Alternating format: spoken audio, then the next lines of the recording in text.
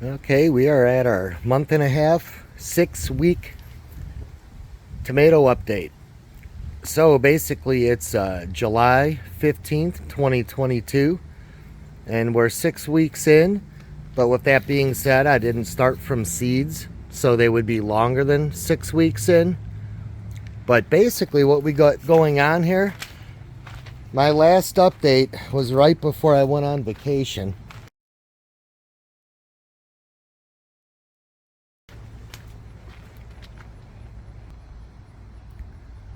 And the kid that was going to water them for me ended up going to his cousin's while I was gone. So what happened was we had about, I'd say 4 or 5 days that they got no water until my neighbor right next door said, hey, those aren't looking too good, and decided to jump in and on his own start watering them for me. The cucumbers took the biggest hit. They actually look a little bit better now. My wife had came out, and I mean almost everything was dead.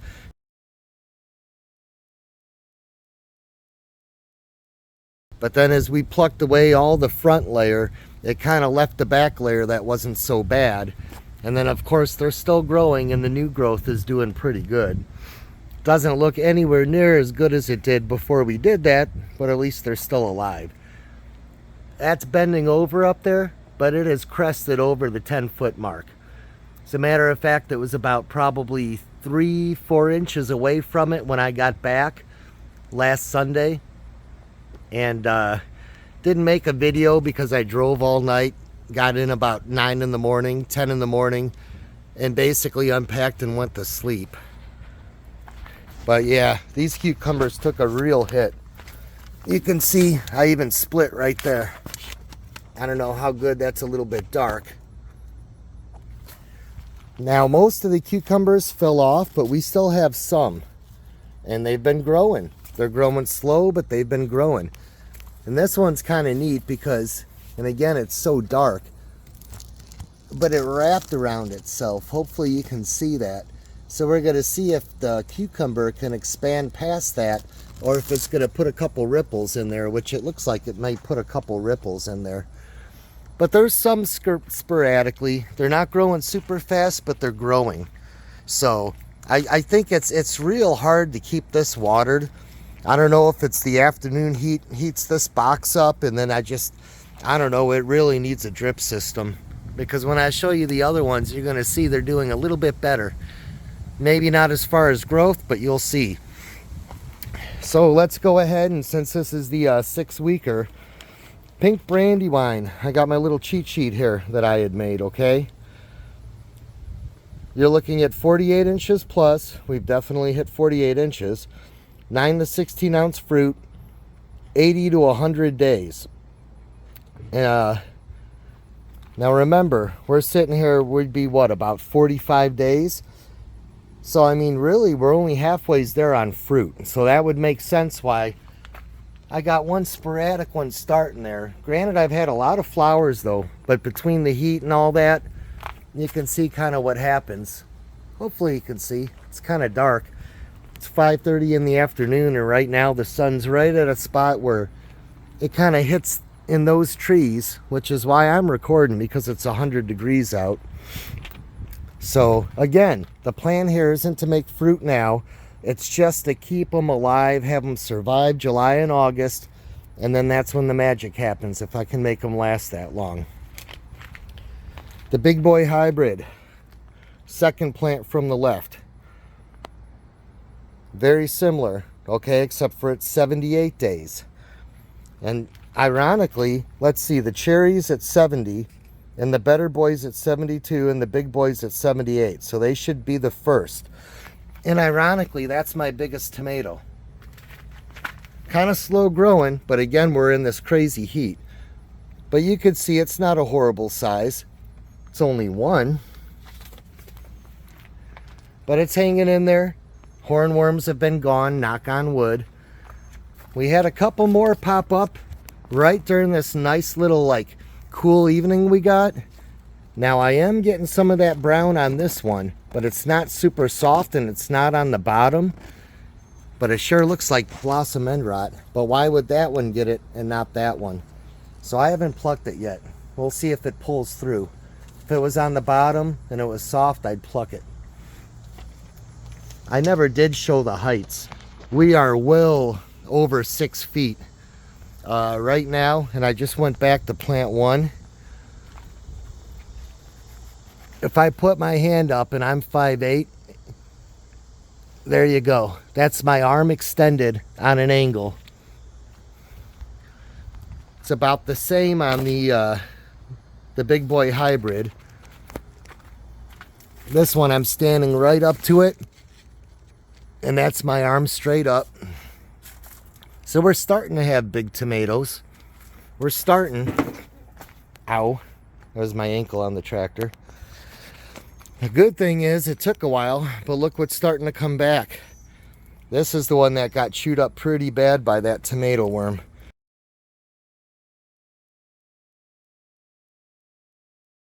What made me really mad is that it really gnawed at that sucker. Otherwise, I could have had that sucker going. But it's just starting to spring back on the tip, and it's actually grown a little bit. But you could see how much it's stunted compared to this side, because these used to be pretty much hand in hand.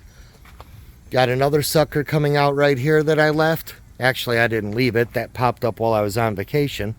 But that's probably a good thing now. Seeing how this goes, I'll probably start stringing this out. Well, it's looped in right now on a branch, which is actually kind of good for support. But I'll add a jute string to it. But yeah, we're going to keep that so that if this stays semi-dormant, maybe it'll prosper on that side. But that'd be your better boy hybrid. That's the 72-day plant. And of course, that one's already got these two, which are showing signs of being healthy. And then these two, which this one's growing pretty nice already, considering the heat that we have and all that. Because remember, in Arkansas, interdeterminate plants, unless if you have a high tunnel or something specialized, it's kind of a no-no to grow them, let alone doing it in pots, let alone making them get big. I should have backed up to that second plant, the big boy hybrid. Just for the record, I do have a split right there. Not very big, kind of small, but keep in mind, man, these leaves, everything's blowing right there. Keep in mind that these are not southern varieties. They don't get extra thick skin that are crack resistant. So I'm kind of expecting that. But I can live with it. If it stays like that, I can live with that. It's the blossom end rot that I really don't like. But yeah, you could see over here, if I walk up to it, there's my hand fully extended. It's up to the shutters. I'll put it level with the top of the plant. It's just about to the shutters. Actually, it is to the shutters, if you go by this leaf right here. Alrighty, fourth in. Red beefsteak heirloom. Okay, 90 days. So that's adding a little bit of time right there. That's at least got a 20-day jump. So I guess that would kind of make sense probably why this one also had no early success early on, except for it does flower, which makes me wonder if you'd get a couple early ones that would start, you know, had the temperatures been more conclusive. Like I'm sure when the ones that did started, they kind of snuck in there and it was the right place, right time with the temperature. Otherwise, not a whole lot else. Oh, there is a little one right there, about the size of a large gumball. But at least it's growing. These were my two stunted. So I mean, right now, you're talking right to the bottom of like in between my neck and my breastbone, you know. So it's coming up there. It's definitely coming up there. Then for our Cherokee Purple, which I really want to get a couple tomatoes from this. I love homemade Cherokee Purples. It's growing a little better too. It's still the stunted one. It's coming up to about the middle of my stomach, my belly button, but it's growing. Now just today, maybe this one got a little dry, I don't know. And again, you know, they were looking rough when I came back, even though the neighbor got them. They took a hit. It stunned them out a little, but then they recuperated. I got lucky. But I got to see, maybe this one didn't get enough water today, because I don't remember that being quite that bad yesterday. Not the end of the world, though. It'll pull through. My cherry. That's become my favorite plant. Remember, that's a 70-day plant. That's the one that should be the earliest. It says 60 to 72 inches. We are definitely getting up there, because it has become the king of my plants.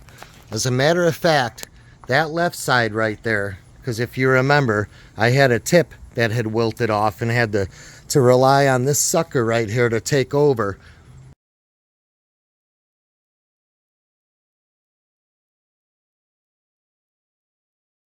So that's why you got that gap right there. Otherwise, they'd be even. But that's been going since the start, and it's going strong. Now, when I go on these heights, keep in mind, these aren't straight edges. That's got some curve to it. So if it was moist enough for me to straighten it out, it'd be even taller. But literally walking up to it, I can't touch the top of it. It's a couple inches taller. Now, when I first got back, I could cut my hand over the top. And this one, of course, suffered the least, probably because it doesn't get that really intense afternoon sun. But it's just gigantic. I mean, it's from there to there. And I've also let the most suckers go on that. So I call it my Hanukkah plant. Not because I'm Jewish, but it kind of reminds me of the Hanukkah candles or whatever that thing is. You got the 1, 2, 3, 4, 5. And I had thought about that earlier, and I was kind of grooming it to make a perfect one. And then when I got back from vacation, it was like, nah, it's already had too much time on its own. Not gonna happen. And technically, it would have to not be from suckers, but you'd have to have all your suckers low, and I'm getting off topic. But I call it my large Hanukkah plant. Reminds me of that thing. Cherries, all week we've been getting cherries. We've probably picked at least, I don't know, 10.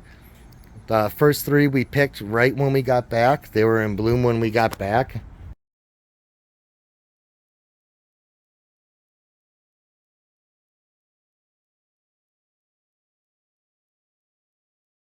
And I'm pretty sure my neighbor had eaten a couple, knowing that, you know, once they ripe, you got to pick them.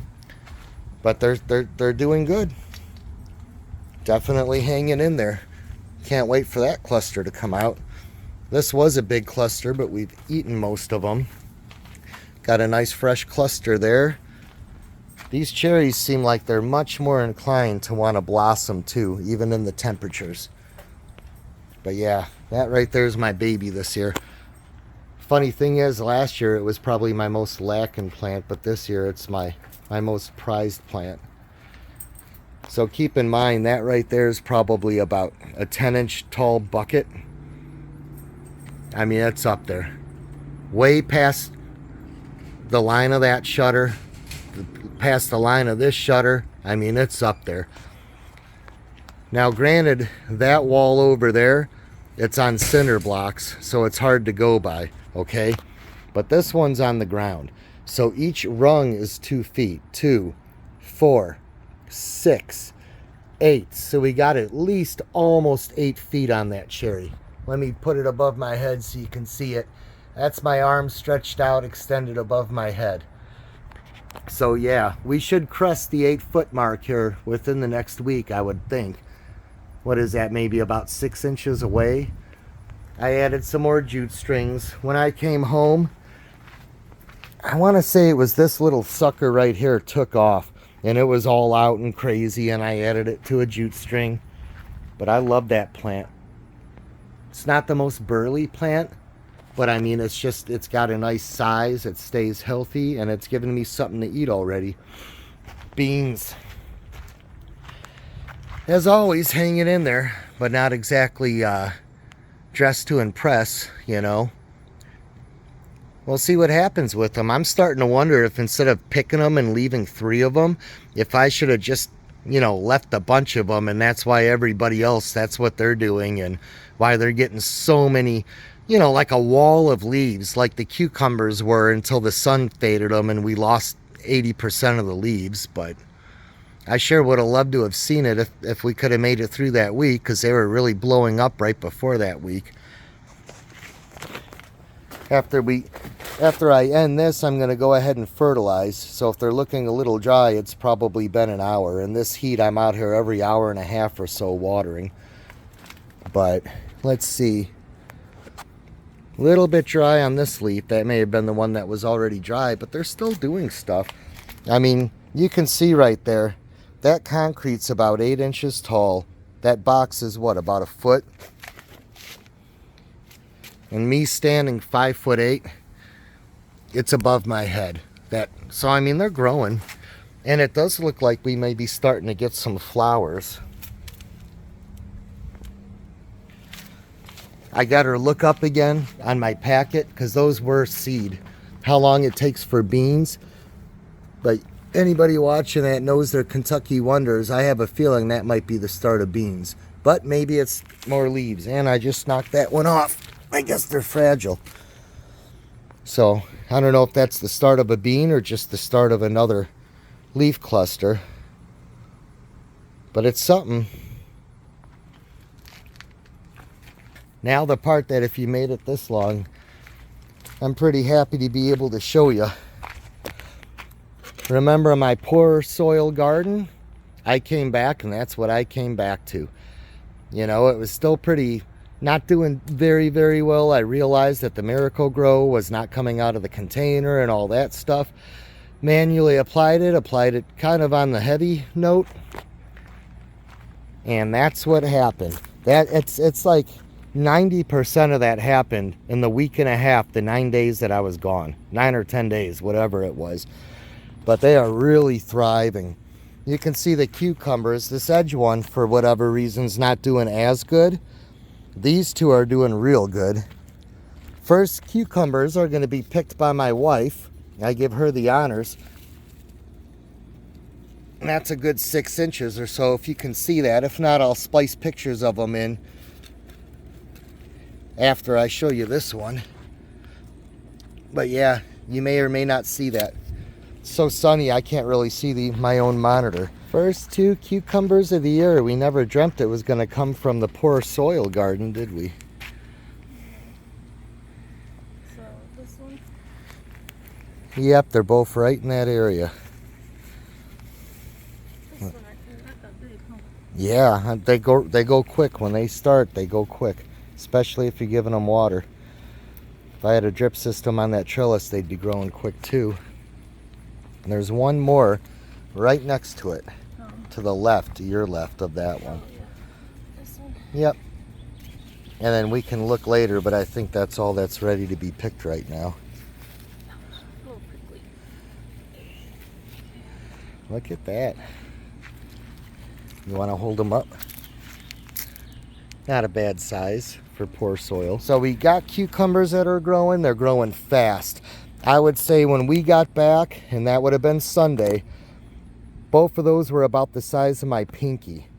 So literally, it's tomorrow, Saturday. It's been 6 days, and I'm already picking those. So they didn't grow as much as the trellis, but they're sure liking that water. Not only did I get that hard fertilizer on there, but they got the soaker hose. So every hour for 5 minutes, they get to have plenty of water. So they're doing really good. What's neat about back here is there's almost constantly bees and wasps, and they're in and out of the flowers and pollinating them, and it's really neat to see all that. There's one right there. If you can see that in the image. Couple of zucchini starting right there. If you can see them, they're pretty long. They're about 6 inches, a little thicker than a hot dog. There's little sporadic ones all over the place here. The center zucchini. There's one down there. I don't know if that's going to do any justice with the way these plants make shade. I can see it, but I don't know if you can. Trying to use my probe here to push things out of the way. easier said than done, especially when I can't look in the monitor because now the sun's right in my face.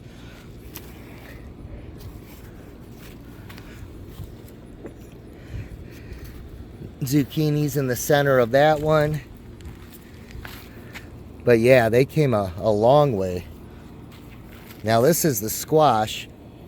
This one's got them just starting. Hopefully you can see that. But that's probably 3 inches where it bubbles up, and then a total of about 4 or 5 inches if you count where it tapers down. Not growing as fast as the cucumbers, but definitely growing. But yeah, I was really excited to see that. I did change it up a little bit, and what I did was to try to get a more cucumber based fertilizer. I bought this cheap stuff from Walmart.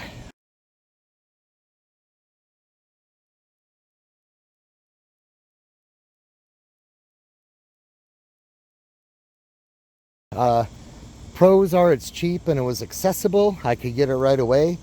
The bad news is it's 90% chicken poop, which means any steroids or diseases or anything that's in that poop I'm putting in my garden, which is why most people wouldn't go that route.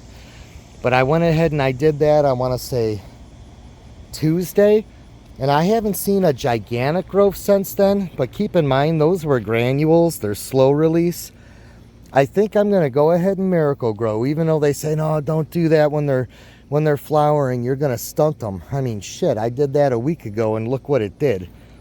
And I'm already going to have cucumbers. Like, literally, I went from like, is this going to do anything, to like, 9 days goes by and it's like, whoa, I got cucumbers, and now I'm sitting at probably 18 days or whatever, and we're going to be eating cucumbers tonight. So here's the game plan. I'm going to go ahead, and tonight I'm going to dose this down again with Miracle-Gro.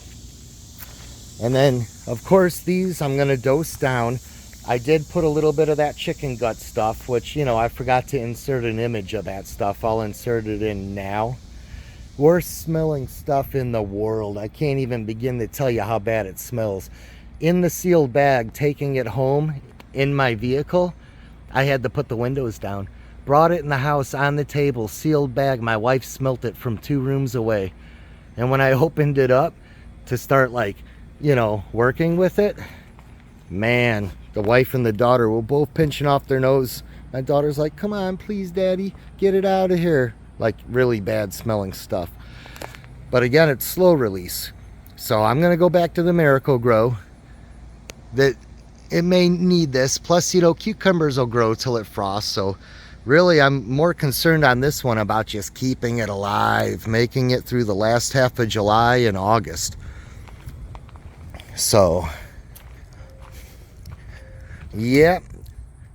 Now here's what I decided. You know how I decided to get jiggy with it early in the season, and I was giving them Miracle-Gro and Master Blend and crossing my fingers that I didn't burn them out, which I don't think I did, because